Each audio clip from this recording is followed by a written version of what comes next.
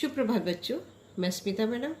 आज हम लोग कक्षा पंचम के पाठ 8 शतरंज में मात, ये एक एकांकी है और इस एकांकी में तेनालीराम के बारे में, उसकी चतुराई के बारे में तो यहाँ पर बताया गया है। तेनालीराम का जन्म 16वीं शताब्दी में भारत के आंध्र प्रदेश राज्य के गुंटूर जिले के गांव गर्लापपाउडी में एक तेलुगु ब्राह्मण परिवार में हुआ। वो कवि थे। वह तेलुगु साहित्य के महान ज्ञानी थे। अपने वाक चातुर्य के कारण वो काफी प्रख्यात थे और उन्हें विकट कवि के उपनाम से संबोधित किया जाता था। जब महाराज कृष्णदेव राय विजयनगर की राजगद्दी पर विराजमान थे, तब तेनालीराम उनके दरबार में एक हास्य कवि और मंत्री साहिब की भूमिका में उपस्थित हुआ करते थे। तेनालीराम राज्य से जुड़ी विकट परेशानियों से उभरने के लिए महाराज की मदद करते थे। इसलिए उनकी बुद्धि, चातुर्य और ज्ञान बोध से जुड़ी कई कहानियां बहुत ही लोकप्रिय है। तो बच्चों, उन्हीं में से कहानियों में से, उनकी प्रसिद्ध कहानियों में से आज हमारे पाठ्यपुस्तक संकल्प की पाठ्यपुस्तक में शतरंज में मात को एक एकांकी रूप में दिया गया है कि इसमें समस्याओं का मुकाबला करता है, कठिनाइयों से बचने का रास्ता भी खोज लेता है और तेनालीराम अपनी बुद्धि कौशल से कैसे अचानक आई समस्या का निपटारा करता है। तो इस एकांकी में आप लोग मैं बता देती हूँ। तो इसमें पात्र है राजा कृष्णदेव, तेनालीराम, नाई, दरबारी, सेवक, दर्शकगण। तो बच्चों, मैं खाली एक सारांश में बताना चाह रही हूँ कि इस एकांकी में क्या बताया है कि राज दरबार यानी कि राजा कृष्णदेव राय के राज दरबार में सारे दरबारी ये तेनालीराम से ईर्ष्या करते थे और आपस में बातचीत करते थे कि राजा भी यानी कि कृष्णदेव राय हमेशा तारीफ पर तारीफ उसकी करते थे। तो जलन के कारण सारे दरबारी उन्होंने सोचा कि तेनालीराम के सामने कुछ मतलब कि महाराज ने उसे खूब सिर चढ़ाया है, हमेशा उसकी तारीफ सुनते सुनते हम लोग के कान पक गए हैं। तो यहाँ पर तो क्यों ना हम तेनालीराम महाराज के सामने इस तरह पेश करेंगे कि उनकी बुद्धिमत्ता को हम लोग विफल कर देंगे। तो उन्होंने एक प्लान किया, आपस में सलाह मशवरा किया कि किस तरह तेनालीराम को राजा के सामने झुकाना है।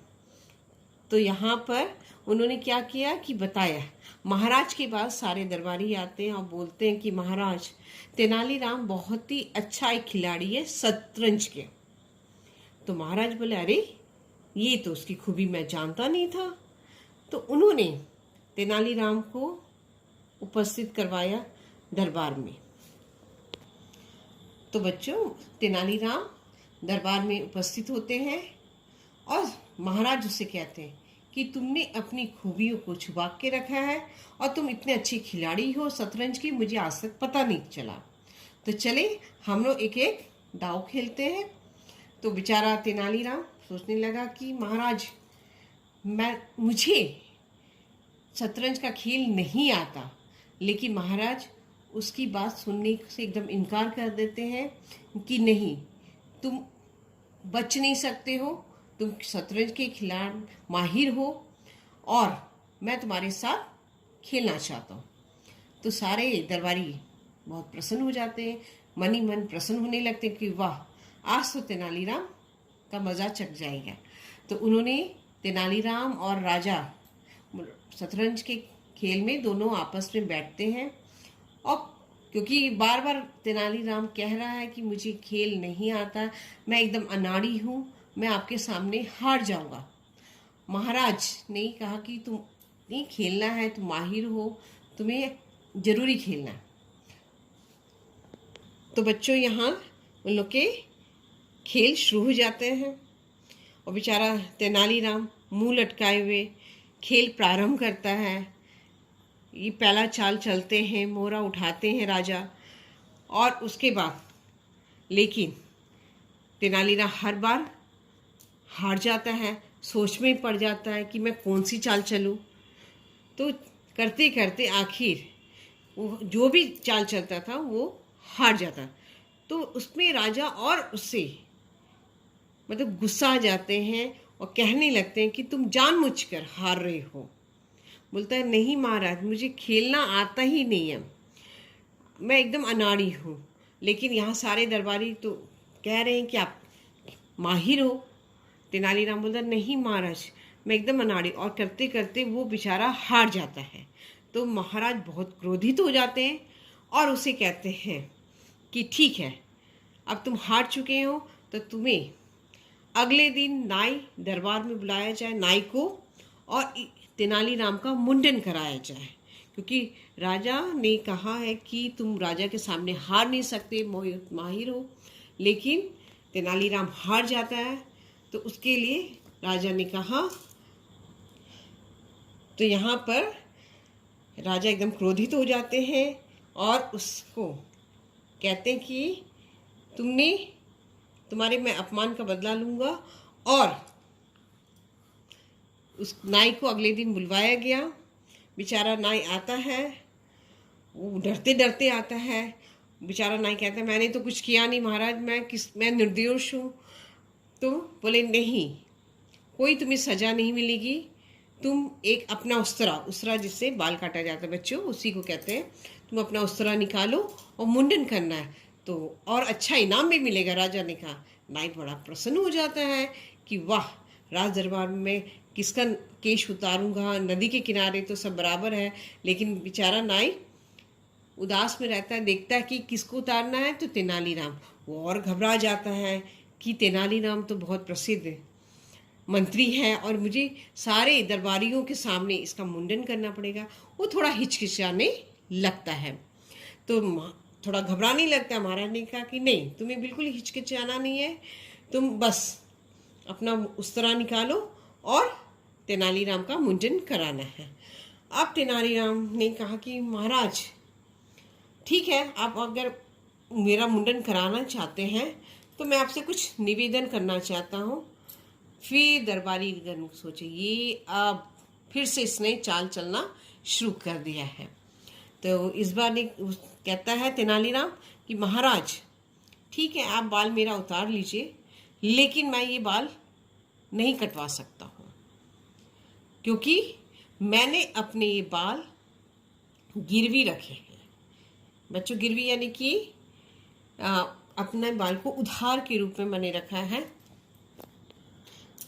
वही महाराज को कहता है तेनालीराम कि मैंने अपने बालों पर 5,000 अशर्फियाँ उधार ली है, तो जब तक मैं इसका कर्जा नहीं चुका दूँ तो मैं नहीं कटवा सकता हूँ। इसको कटवाने का मेरा कोई भी हक नहीं है। तो सारे दरबार फिर इसकी चाल चलने लगी है। महाराज ने कहा कि ठीक है, दंड तो भुगतना ही पड़ेगा।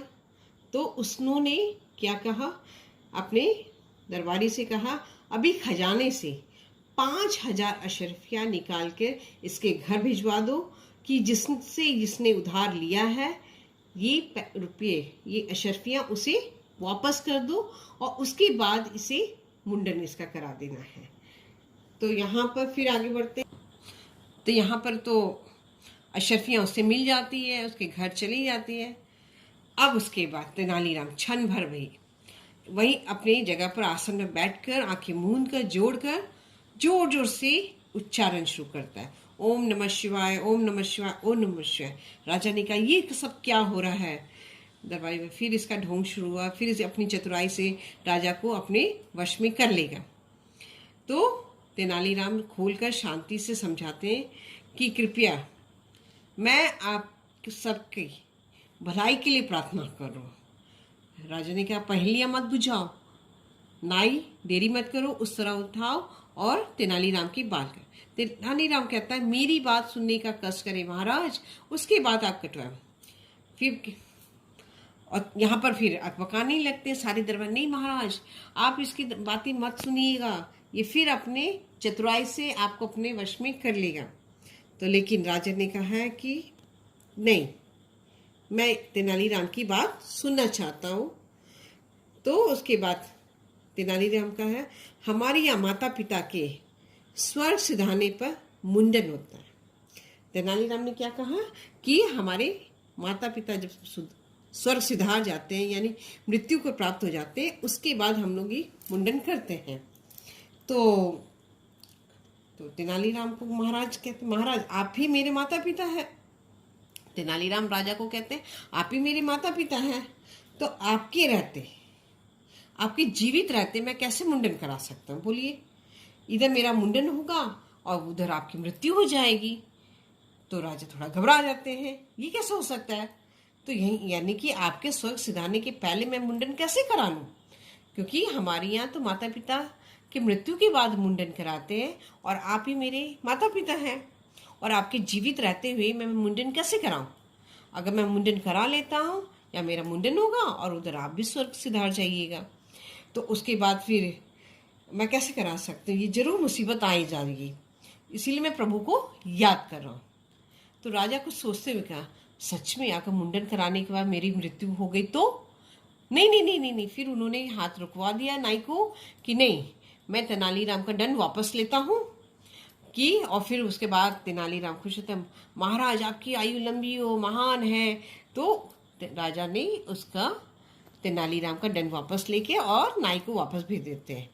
राजा ने फिर मुस्कुराते हुए कहा, तुम कुछ कम नहीं हो, तुमसे कौन जीत सकता है। अशर्फियाँ भी ले ली, दंड अपमान से भी बच पर, और मैं तुम्हारी चतुराई से फिर एक बार प्रसन्न हो गया।